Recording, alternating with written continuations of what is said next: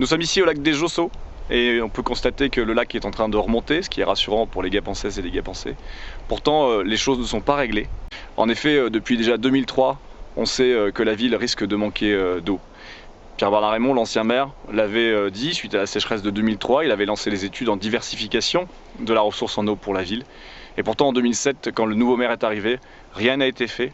Rien n'a été pris en compte et la guerre entre les acteurs, ceux du Champsaur, ceux du canal de Gap et la mairie, ont fait que depuis 10 ans, nous sommes dans une situation complexe. La ville et donc les Gapençaises et les Gapençais vont payer 400 000 € de travaux pour régler des problèmes qui auraient pu être solutionnés il y a maintenant 10 ans.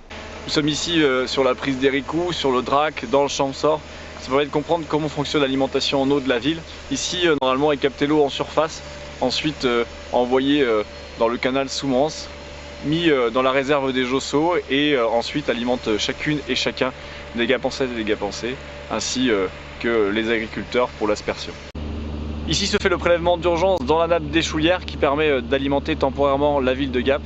Une solution du coup qui est déjà utilisée en partie par les Champsaurins et qui peut être une solution durable si les travaux sont à présent engagés pour l'eau potable, qui ne réglera pas peut-être le problème de l'aspersion, mais au moins permettra d'alimenter les Gapençaises et les Gapençais pour leur alimentation du quotidien. Nous sommes donc sur le long du tuyau qui alimente maintenant la ville de Gap.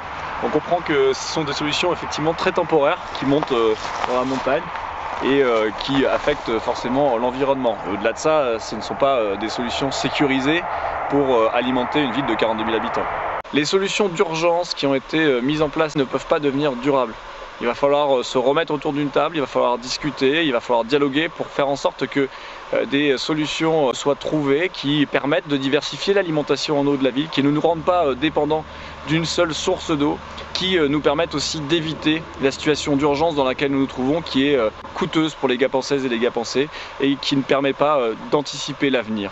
Au-delà de la diversification de nos ressources en eau, il va falloir apprendre à la préserver et faire en sorte que dès l'école, les enfants sachent que c'est une ressource indispensable. Il va falloir aussi que dans les projets qu'on mène, on soit économe en eau. Notamment quand on envisage de faire un plan d'eau à un endroit où il n'y a pas d'eau. Il faut abandonner ce type de projet. Et notamment sur la piscine, il va falloir la rénover pour faire en sorte qu'elle ne fuit plus des milliers de litres par jour. Voilà, c'est des politiques publiques de ce type-là qui font faire aussi que nous n'ayons plus besoin d'autant d'eau dans la ville. Il va falloir que l'eau potable soit préservée parce que c'est un enjeu d'avenir pour la planète.